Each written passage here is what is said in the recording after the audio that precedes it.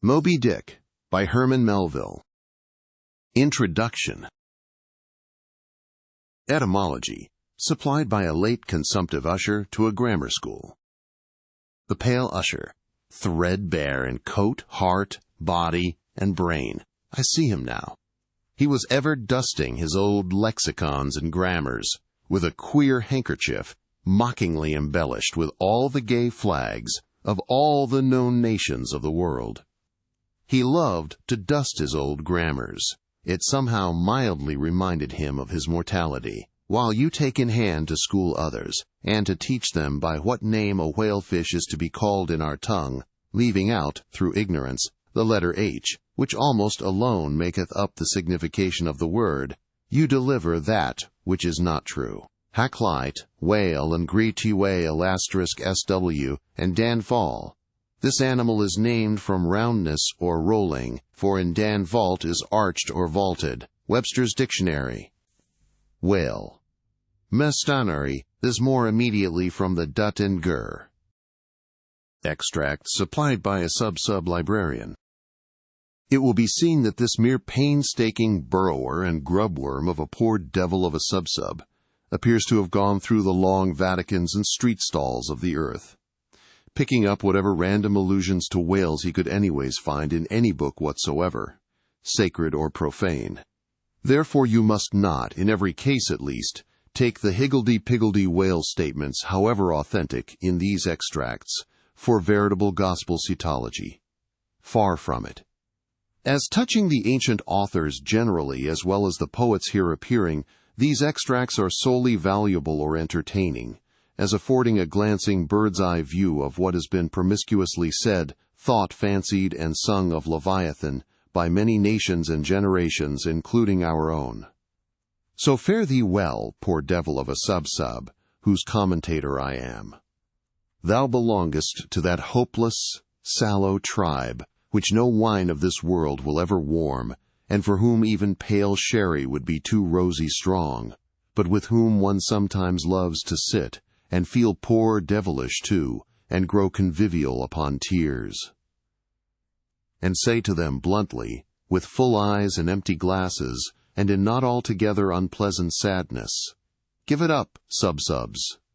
For by how much the more pains ye take to please the world, by so much the more shall ye forever go thankless.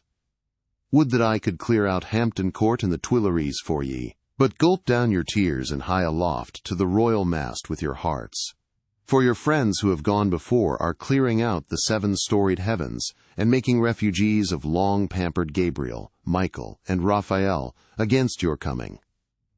Here ye strike but splintered hearts together, there ye shall strike unsplinterable glasses, and God created great whales, Genesis. Leviathan maketh a path to shine after him. One would think the deep to be hoary. Job. Now the Lord had prepared a great fish to swallow up Jonah. Jonah. There go the ships. There is that Leviathan whom thou hast made to play therein. Psalms. In that day the Lord with his sore and great and strong sword shall punish Leviathan the piercing serpent, even Leviathan that crooked serpent. And he shall slay the dragon that is in the sea. Isaiah. And what thing soever besides cometh within the chaos of this monster's mouth, be it beast, boat, or stone, down it goes all incontinently, that foul great swallow of his, and perisheth in the bottomless gulf of his paunch. Holland's Plutarch's Morals. The Indian Sea breedeth the most and the biggest fishes that are, among which the whales and whirlpools called baleine take up as much in length as 4 acres or arpens of land. Holland's Pliny. Scarcely had we proceeded 2 days on the sea, when about sunrise a great many whales and other monsters of the sea appeared. Among the former, one was of a most monstrous size. This came towards us, open-mouthed, raising the waves on all sides, and beating the sea before him into a foam. Tux Lucian, the true history. He visited this country also with a view of catching horse whales, which had bones of very great value for their teeth, of which he brought some to the king. The best whales were catched in his own country, of which some were 48, some 50 yards long. He said that he was one of 6 who had killed 60 in 2 days. Other or others' verbal narrative taken down from his mouth by King Alfred, A.D. 890. And whereas all the other things, whether beast or vessel, that enter into the dreadful gulf of this monster's, whale's mouth, are immediately lost and swallowed up, the sea gudgeon retires into it in great security, and there sleeps. Montaigne, Apology for Raymond Sebond. Let us fly, let us fly. Old Nick take me if it is not Leviathan, described by the noble prophet Moses in the life of patient Job. Rabelais. This whale's liver was 2 cartloads. Stowe's Annals. The great Leviathan that maketh the seas to seethe like boiling pan. Lord Bacon's version of the Psalms. Touching that monstrous bulk of the whale or orc, we have received nothing certain. They grow exceeding fat, insomuch that an incredible quantity of oil will be extracted out of one whale. Ibid, History of Life and Death. The sovereignest thing on earth is parmaceti for an inward bruise. King Henry, very like a whale. Hamlet. Immense as whales, the motion of whose vast bodies can, in a peaceful calm, trouble the ocean till it boil. Sir William Davenant, Preface to Gondibert. What spermaceti is, men might justly doubt, since the learned Hosmanus in his work of 30 years saith plainly, Nescio quid sit. Sir T. Brown, of spermaceti and the spermaceti whale. Vide his V.E. by art is created that great Leviathan, called a commonwealth or state, in Latin civitas, which is but an artificial man. Opening sentence of Hobbes's Leviathan. Silly man's soul swallowed it without chewing, as if it had been a sprat in the mouth of a whale. Pilgrim's Progress. The mighty whales which swim in a sea of water, and have a sea of oil swimming in them. Fuller's Profane and Holy State. While the whale is floating at the stern of the ship, they cut off his head and tow it with a boat as near the shore as it will come, but it will be aground in 12 or 13 feet water. Thomas Edge's 10 Voyages to Spitzbergen in Purchas. In their way they saw many whales sporting in the ocean, and in wantonness fuzzing up the water through their pipes and vents, which nature has placed on their shoulders. Sir T. Herbert's Voyages into Asia and Africa.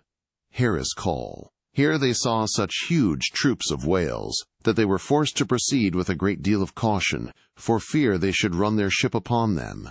Schouten's 6th Circumnavigation. We set sail from the Elbe, wind NE, in the ship called the Jonas and the Whale. Some say the whale can't open his mouth, but that is a fable. They frequently climb up the masts to see whether they can see a whale, for the first discoverer has a ducat for his pains.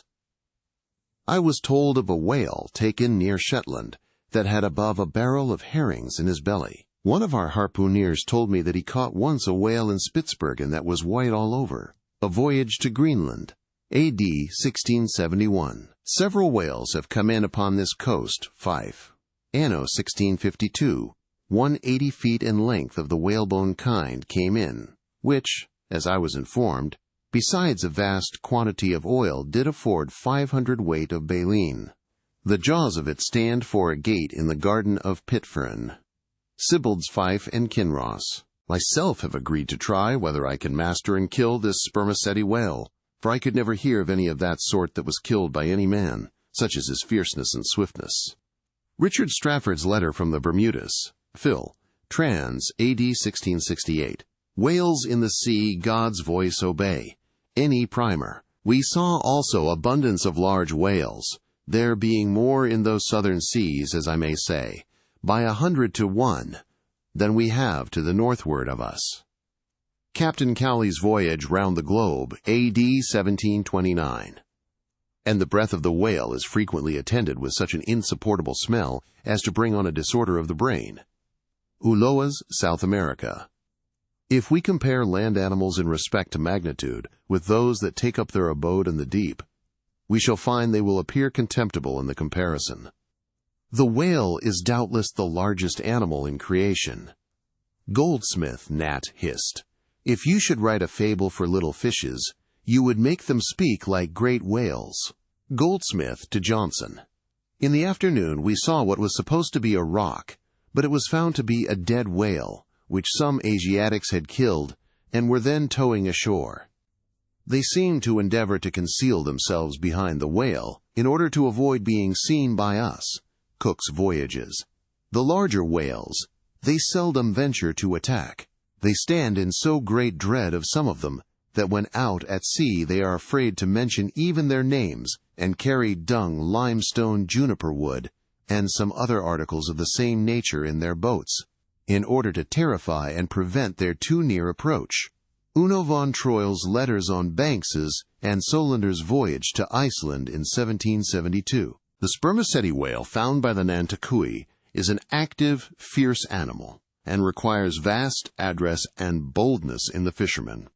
Thomas Jefferson's whale memorial to the French minister in 1778, and pray, sir, what in the world is equal to it? Edmund Burke's reference in Parliament to the Nantucket whale fishery. Spain, a great whale stranded on the shores of Europe. Edmund Burke, somewhere. A 10th branch of the king's ordinary revenue, said to be grounded on the consideration of his guarding and protecting the seas from pirates and robbers, is the right to royal fish, which are whale and sturgeon. And these, when either thrown ashore or caught near the coast, are the property of the king. Blackstone. 10 or 15 gallons of blood are thrown out of the heart at a stroke, with immense velocity. John Hunter's account of the dissection of a whale, a small-sized one. The aorta of a whale is larger in the bore than the main pipe of the waterworks at London Bridge, and the water roaring in its passage through that pipe is inferior in impetus and velocity to the blood gushing from the whale's heart. Paley's Theology. The whale is a mammiferous animal without hind feet. Baron Cuvier.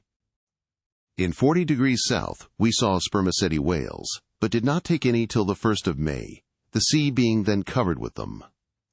Colnett's voyage for the purpose of extending the spermaceti whale fishery. In the year 1690, some persons were on a high hill, observing the whales spouting and sporting with each other, when one observed, "There, pointing to the sea, is a green pasture where our children's grandchildren will go for bread." Obed Macy's History of Nantucket. I built a cottage for Susan and myself and made a gateway in the form of a Gothic arch by setting up a whale's jawbones. Hawthorne's Twice Told Tales. She came to bespeak a monument for her first love, who had been killed by a whale in the Pacific Ocean no less than 40 years ago. Ebed. "No, sir, 'tis a right whale," answered Tom. "I saw his sprout. He threw up a pair of as pretty rainbows as a Christian would wish to look at. He's a ral oil butt, that fellow." Cooper's Pilot. The papers were brought in, and we saw in the Berlin Gazette that whales had been introduced on the stage there. Eckermann's Conversations with Goethe. "My God, Mr. Chas, what is the matter?" I answered, "We have been stove by a whale." Narrative of the shipwreck of the whale ship Essex of Nantucket, which was attacked and finally destroyed by a large sperm whale in the Pacific Ocean. By Owen Chase of Nantucket, first mate of said vessel, New York, 1821. The quantity of line withdrawn from the boats engaged in the capture of this one whale amounted altogether to 440 yards, or nearly 6 English miles. Sometimes the whale shakes its tremendous tail in the air, which, cracking like a whip, resounds to the distance of 3 or 4 miles. Scoresby. Mad with the agonies he endures from these fresh attacks, the infuriated sperm whale rolls over and over. He rears his enormous head, and with wide expanded jaws, snaps at everything around him. He rushes at the boats with his head. They are propelled before him with vast swiftness, and sometimes utterly destroyed. It is a matter of great astonishment that the consideration of the habits of so interesting, and in a commercial point of view so important an animal as the sperm whale, should have been so entirely neglected, or should have excited so little curiosity among the numerous, and many of them competent observers, that of late years must have possessed the most abundant and the most convenient opportunities of witnessing their habitudes. Thomas Beale's History of the Sperm Whale, 1839. The cachalot, sperm whale, is not only better armed than the true whale, Greenland or right whale, in possessing a formidable weapon at either extremity of its body, but also more frequently displays a disposition to employ these weapons offensively, and in manner at once so artful, bold, and mischievous as to lead to its being regarded as the most dangerous to attack of all the known species of the whale tribe. Frederick de Bell Bennett's Whaling Voyage Round the Globe, 1840. The whale ship Globe, on board of which vessel occurred the horrid transactions we are about to relate, belonged to the island of Nantucket. Narrative of the Globe Mutiny by Leigh and Hussey survivors, A.D. 1828. Being once pursued by a whale which he had wounded, he parried the assault for some time with a lance, but the furious monster at length rushed on the boat, himself and comrades only being preserved by leaping into the water when they saw the onset was inevitable. Missionary Journal of Tyerman and Bennett. Nantucket itself, said Mr. Webster, is a very striking and peculiar portion of the national interest. There is a population of 8,000 or 9,000 persons living here in the sea, adding largely every year to the national wealth by the boldest and most persevering industry. Report of Daniel Webster's speech in the U.S. Senate on the application for the erection of a breakwater at Nantucket, 1828. The whale fell directly over him and probably killed him in a moment. The Whale and His Captors, or The Whaleman's Adventures and the Whale's Biography, gathered on the homeward cruise of the Commodore Preble, by Reverend Henry T. Cheever. "If you make the least damn bit of noise," replied Samuel, "I will send you to hell." Life of Samuel Comstock, the Mutineer, by his brother, William Comstock. Another version of the whale ship Globe narrative, the voyages of the Dutch and English to the Northern Ocean, in order, if possible, to discover a passage through it to India, though they failed of their main object, laid open the haunts of the whale. Macculloch's Commercial Dictionary. These things are reciprocal. The ball rebounds, only to bound forward again. For now in laying open the haunts of the whalemen seem to have indirectly hit upon new clues to that same mystic Northwest Passage. From Something Unpublished. It is impossible to meet a whale ship on the ocean without being struck by her near appearance. The vessel under short sail with lookouts at the mastheads, eagerly scanning the wide expanse around them, has a totally different air from those engaged in regular voyage. Currents and whaling. USX. X. Pedestrians in the vicinity of London and elsewhere may recollect having seen large curved bones set upright in the earth, either to form arches over gateways or entrances to alcoves, and they may perhaps have been told that these were the ribs of whales. Tales of a Whale Voyager to the Arctic Ocean.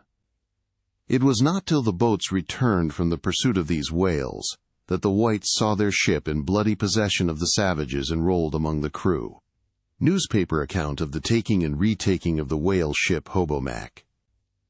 It is generally well known that out of the crews of whaling vessels, American, few ever return in the ships on board of which they departed. Cruise in a whaleboat. Suddenly a mighty mass emerged from the water and shot up perpendicularly into the air. It was the whale. Miriam Coffin, or the whale fisherman. The whale is harpooned, to be sure. But bethink you how you would manage a powerful unbroken colt with the mere appliance of a rope tied to the root of his tail. A chapter on whaling in ribs and trucks. On one occasion I saw two of these monsters, whales, probably male and female, slowly swimming, one after the other, within less than a stone's throw of the shore, Terra del Fuego, over which the beech tree extended its branches. Darwin's Voyage of a Naturalist. "Stern all!" exclaimed the mate, as upon turning his head he saw the distended jaws of a large sperm whale close to the head of the boat, threatening it with instant destruction. "Stern all, for your lives!" Wharton the whale killer. So be cheery, my lads, let your hearts never fail, while the bold harpooner is striking the whale. Nantucket Song. Chapter 1. Loomings. Call me Ishmael. Some years ago, never mind how long precisely, Having little or no money in my purse, and nothing particular to interest me on shore, I thought I would sail about a little and see the watery part of the world. It is a way I have of driving off the spleen and regulating the circulation. Whenever I find myself growing grim about the mouth, whenever it is a damp, drizzly November in my soul, whenever I find myself involuntarily pausing before coffin warehouses and bringing up the rear of every funeral I meet, and especially whenever my hypos get such an upper hand of me that it requires a strong moral principle to prevent me from deliberately stepping into the street and methodically knocking people's hats off, then I account it high time to get to sea as soon as I can. This is my substitute for pistol and ball. With a philosophical flourish, Cato throws himself upon his sword. I quietly take to the ship. There is nothing surprising in this. If they but knew it, almost all men in their degree, sometime or other, cherish very nearly the same feelings towards the ocean with me. There now is your insular city of the Manhattoes, belted round by wharves, as Indian Isles by coral reefs. Commerce surrounds it with her surf. Right and left, the streets take you waterward. Its extreme downtown is the Battery, where that noble mole is washed by waves and cooled by breezes, which a few hours previous were out of sight of land. Look at the crowds of water-gazers there, circumambulate the city of a dreamy Sabbath afternoon, go from Corlear's Hook to Coenties Slip, and from thence by Whitehall northward. What do you see? Posted like silent sentinels all around the town, stand thousands upon thousands of mortal men fixed in ocean reveries, some leaning against the spiles, some seated upon the pierheads, some looking over the bulwarks of ships from China, some high aloft in the rigging as if striving to get a still better seaward peep. But these are all landsmen, of weekdays pent up in lath and plaster, tied to counters, nailed to benches, clinched to desks. How then is this? Are the green fields gone? What do they hear? But look, here come more crowds, pacing straight for the water, and seemingly bound for a dive. Strange. Nothing will content them but the extremest limit of the land. Loitering under the shady lee of yonder warehouses will not suffice. No. They must get just as nigh the water as they possibly can without falling in, and there they stand, miles of them, leagues. Inlanders all, they come from lanes and alleys, streets and avenues, north, east, south, and west. Yet here they all unite. Tell me, does the magnetic virtue of the needles of the compasses of all those ships attract them thither? Once more, say you are in the country, in some high land of lakes. Take almost any path you please, and 10 to 1 it carries you down in a dale and leaves you there by a pool in the stream. There is magic in it. Let the most absent-minded of men be plunged in his deepest reveries. Stand that man on his legs, set his feet a-going, and he will infallibly lead you to water, if water there be in all that region. Should you ever be athirst in the great American desert, try this experiment, if your caravan happen to be supplied with a metaphysical professor. Yes, as everyone knows, meditation and water are wedded forever. But here is an artist. He desires to paint you the dreamiest, shadiest, quietest, most enchanting bit of romantic landscape in all the valley of the Saco. What is the chief element he employs? There stand his trees, each with a hollow trunk, as if a hermit and a crucifix were within. And here sleeps his meadow, and there sleep his cattle. And up from yonder cottage goes a sleepy smoke. Deep into distant woodlands winds a mazy way, reaching to overlapping spurs of mountains bathed in their hillside blue. But though the picture lies thus tranced, and though this pine tree shakes down its sighs like leaves upon this shepherd's head, yet all were vain, unless the shepherd's eye were fixed upon the magic stream before him. Go visit the prairies in June, when for scores on scores of miles you wade knee-deep among tiger lilies. What is the one charm wanting? Water. There is not a drop of water there. Were Niagara but a cataract of sand, would you travel your 1,000 miles to see it? Why did the poor poet of Tennessee, upon suddenly receiving 2 handfuls of silver, deliberate whether to buy him a coat, which he sadly needed, or invest his money in a pedestrian trip to Rockaway Beach? Why is almost every robust, healthy boy with a robust, healthy soul in him, at some time or other, crazy to go to sea. Why, upon your first voyage as a passenger, did you yourself feel such a mystical vibration when first told that you and your ship were now out of sight of land? Why did the old Persians hold the sea holy? Why did the Greeks give it a separate deity and own brother of Jove? Surely all this is not without meaning. And still deeper the meaning of that story of Narcissus, who, because he could not grasp the tormenting, mild image he saw in the fountain, plunged into it and was drowned. But that same image we ourselves see in all rivers and oceans. It is the image of the ungraspable phantom of life, and this is the key to it all. Now, when I say that I am in the habit of going to sea whenever I begin to grow hazy about the eyes and begin to be overconscious of my lungs, I do not mean to have it inferred that I ever go to sea as a passenger. For to go as a passenger, you must needs have a purse, and a purse is but a rag, unless you have something in it. Besides, passengers get seasick, grow quarrelsome, don't sleep of nights, do not enjoy themselves much as a general thing. No, I never go as a passenger, nor, though I am something of a salt, do I ever go to sea as a commodore or a captain or a cook. I abandon the glory and distinction of such offices to those who like them. For my part, I abominate all honorable, respectable toils, trials, and tribulations of every kind whatsoever.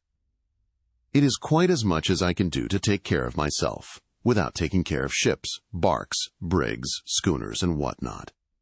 And as for going as cook, though I confess there is considerable glory in that a cook, being a sort of officer on shipboard, yet somehow I never fancied broiling fowls.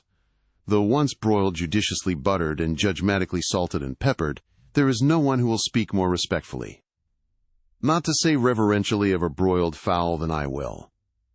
It is out of the idolatrous dotings of the old Egyptians upon broiled ibis and roasted river horse that you see the mummies of those creatures in their huge bakehouses, the pyramids. No, when I go to sea, I go as a simple sailor, right before the mast, plumb down into the forecastle, aloft there to the royal masthead. True, they rather order me about some, and make me jump from spar to spar, like a grasshopper in a May meadow. And at first, this sort of thing is unpleasant enough. It touches one's sense of honor, particularly if you come of an old established family in the land, the Van Rensselaers, or Randolphs, or Hardicanutes. And more than all, if just previous to putting your hand into the tar-pot you have been lording it as a country schoolmaster, making the tallest boys stand in awe of you. The transition is a keen one, I assure you, from a schoolmaster to a sailor, and requires a strong decoction of Seneca and the Stoics to enable you to grin and bear it. But even this wears off in time. What of it if some old hunks of a sea captain orders me to get a broom and sweep down the decks? What does that indignity amount to, weighed, in the scales of the New Testament? Do you think the Archangel Gabriel thinks anything the less of me? Because I promptly and respectfully obey that old hunks in that particular instance. Who ain't a slave? Tell me that. Well then, however the old sea captains may order me about, however they may thump and punch me about, I have the satisfaction of knowing that it is all right that everybody else is one way or other served in much the same way, either in a physical or metaphysical point of view, that is. And so the universal thump is passed round, and all hands should rub each other's shoulder blades and be content.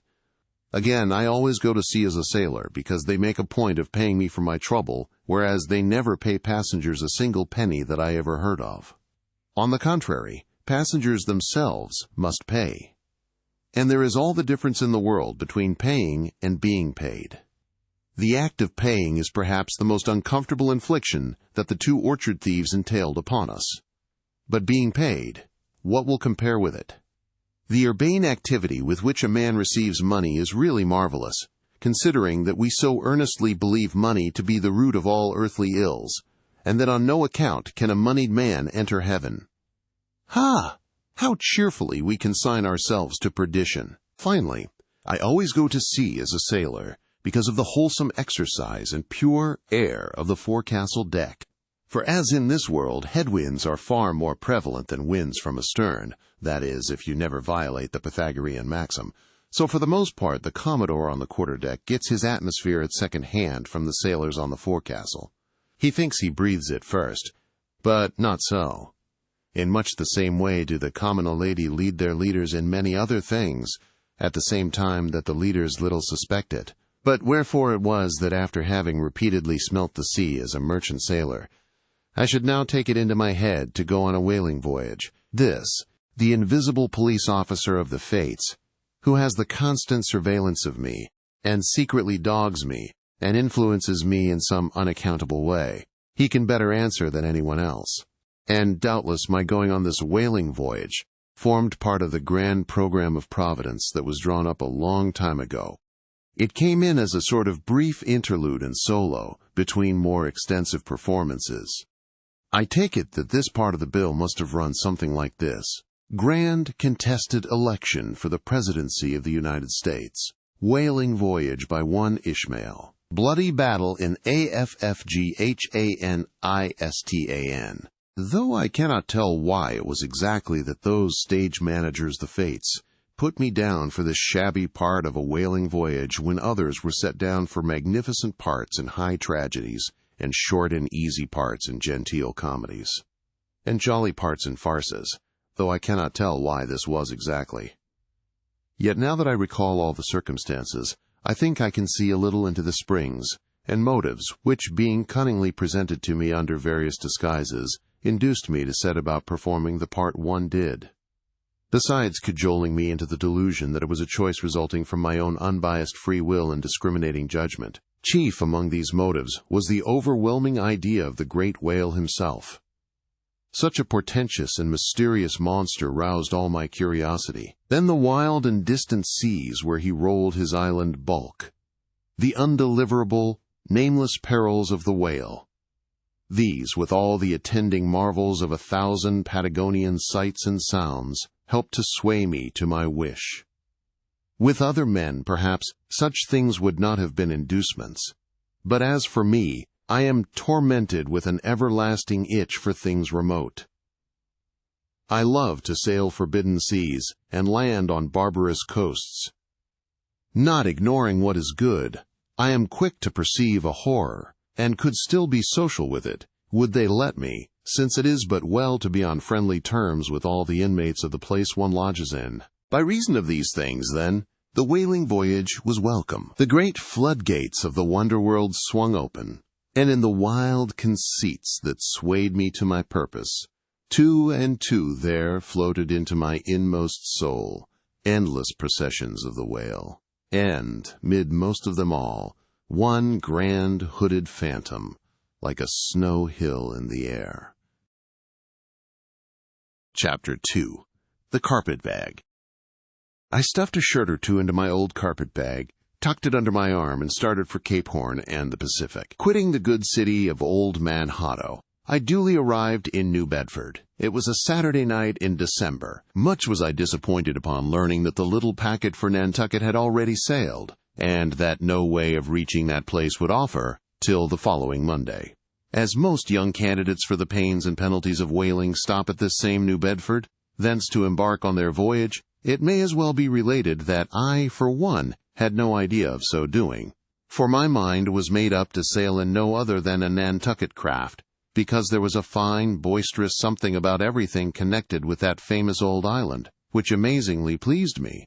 Besides, though New Bedford has of late been gradually monopolizing the business of whaling, and though in this matter poor old Nantucket is now much behind her, yet Nantucket was her great original, the Tyre of this Carthage, the place where the first dead American whale was stranded. Where else but from Nantucket did those aboriginal whalemen, the Red Men, first sally out in canoes to give chase to the Leviathan? And where but from Nantucket, too, did that first adventurous little sloop put forth, partly laden with imported cobblestones, so goes the story, to throw at the whales, in order to discover when they were nigh enough to risk a harpoon from the bowsprit? Now having a night, a day, and still another night following before me in New Bedford, ere I could embark for my destined port, it became a matter of concernment where I was to eat and sleep meanwhile. It was a very dubious-looking, nay, a very dark and dismal night, bitingly cold and cheerless. I knew no one in the place. With anxious grapnels I had sounded my pocket and only brought up a few pieces of silver.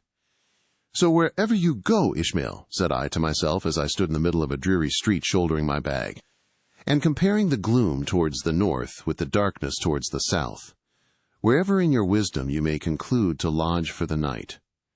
My dear Ishmael, be sure to inquire the price, and don't be too particular." With halting steps I paced the streets and passed the sign of the Crossed Harpoons, but it looked too expensive and jolly there. Further on from the bright red windows of the Swordfish Inn, there came such fervent rays that it seemed to have melted the packed snow and ice from before the house, for everywhere else the congealed frost lay 10 inches thick in a hard asphaltic pavement. Rather weary for me, when I struck my foot against the flinty projections because from hard, remorseless service, the soles of my boots were in a most miserable plight.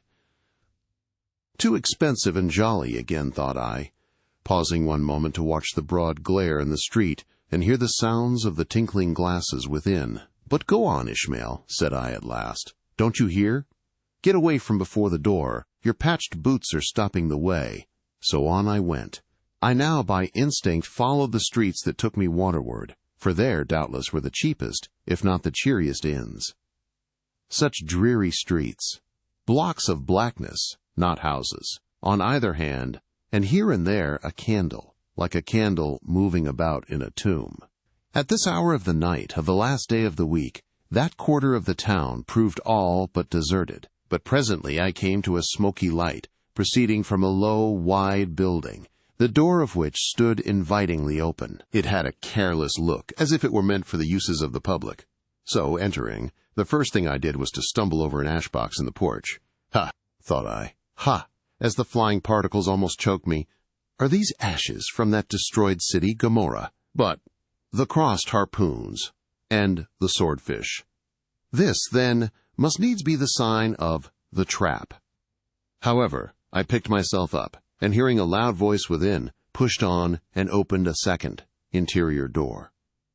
It seemed the great black Parliament sitting in Tophet. 100 black faces turned round in their rows to peer, and beyond, a black angel of doom was beating a book in a pulpit. It was a Negro church, and the preacher's text was about the blackness of darkness, and the weeping and wailing and teeth-gnashing there. "Ha, Ishmael," muttered I, backing out wretched entertainment at the sign of the Trap. Moving on, I at last came to a dim sort of light not far from the docks, and heard a forlorn creaking in the air. And looking up, saw a swinging sign over the door with a white painting upon it, faintly representing a tall straight jet of misty spray, and these words underneath, "The Spouter Inn, Peter Coffin." Coffin. Spouter? Rather ominous in that particular connection, thought I. But it is a common name in Nantucket, they say, and I suppose this Peter here is an emigrant from there. As the light looked so dim, and the place for the time looked quiet enough, and the dilapidated little wooden house itself looked as if it might have been carted here from the ruins of some burnt district, and as the swinging sign had a poverty-stricken sort of creak to it, I thought that here was the very spot for cheap lodgings and the best of pea coffee. It was a queer sort of place, a gable-ended old house, one side palsied, as it were, and leaning over sadly. It stood on a sharp, bleak corner, where that tempestuous wind Euroclydon kept up a worse howling than ever it did about poor Paul's tossed craft.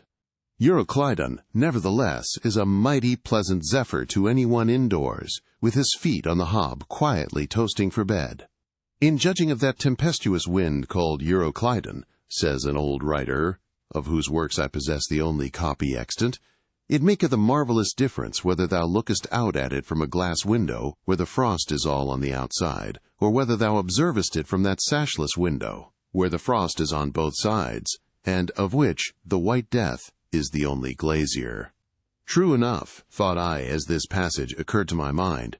Old black letter, thou reasonest well. Yes, these eyes are windows, and this body of mine is the house. What a pity they didn't stop up the chinks and the crannies, though, and thrust in a little lint here and there. But it's too late to make any improvements now. The universe is finished, the copestone is on, and the chips were carted off 1,000,000 years ago. Poor Lazarus there, chattering his teeth against the curbstone for his pillow, and shaking off his tatters with his shiverings, he might plug up both ears with rags and put a corncob into his mouth, and yet that would not keep out the tempestuous Euroclydon. Euroclydon, says old Dives in his red silken wrapper. He had a redder one afterwards. Pooh, pooh! What a fine frosty night! How Orion glitters! What northern lights! Let them talk of their oriental summer climes of everlasting conservatories. Give me the privilege of making my own summer with my own coals. But what thinks Lazarus? Can he warm his blue hands by holding them up to the grand northern lights? Would not Lazarus rather be in Sumatra than here? Would he not far rather lay him down lengthwise along the line of the equator? Yea, ye gods, go down to the fiery pit itself, in order to keep out this frost.